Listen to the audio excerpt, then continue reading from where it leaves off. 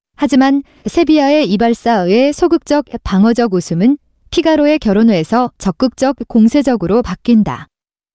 피가로는 귀족들을 조롱한다. 정신없는 일이 하루 동안 벌어지는 피가로의 결혼극은 사회 체제뿐만 아니라 사랑과 결혼의 문제에 질문을 던진다. 피가로의 결혼 1막 9장에서 피가로는 이렇게 말한다. 모든 진지한 일 중에서 결혼이 가장 우스꽝스럽다. 피가로의 결혼 후에 나타난 결혼관은 부정적이다. 하지만 모든 극중 인물들이 결혼하려고 난리다. 어쩌면 그게 18세기와 21세기가 다른 점이다. 사랑과 결혼을 방해하는 것, 원하지 않는 사랑과 결혼을 강요하는 것이 용납되지 않는 시대가 됐다. 하지만 상당수 사람이 사랑도 결혼도 하려고 하지 않는다. 왜일까? 어쩌면 본능과 비용이 충돌해 비용이 이기기 때문이다. 피가로의 결혼 2막 21장에는 목 마르지 않아도 마시고 때를 가리지 않고 사랑하는 것 말고는 우리와 다른 짐승들을 구분할 게 없다는 말이 나온다. 사랑은 사람을 사람답게 만드는 본능이다. 하지만 비용이 크다. 사막 한 장에 사랑에 관한 한 지나친 것도 충분하지 않다라고 돼 있다. 피가로 3부작은 속이려는 자와 속지 않으려는 자가 다투는 사랑의 전쟁터이기도 하다. 불륜의 가능성은 불신을 낳는다. 피가로의 결혼 후의 시점에서 20여 년이 흐른 뒤를 무대로 삼은 죄지은 어머니와에서 백작과 백작 부인은 급기야 불륜에 빠져 각기 딸 플로레스틴과 아들 레옹을 본다. 백작 부인의 상대는 피가로의 결혼 후에도 나오는 미소년 시동 셰르뱅이다. 둘은 하룻밤을 함께했다. 백작 부인이 후회하며 다시는 안 보겠다고 하자 셰르뱅은 전쟁터로 떠나 치명상을 입는다.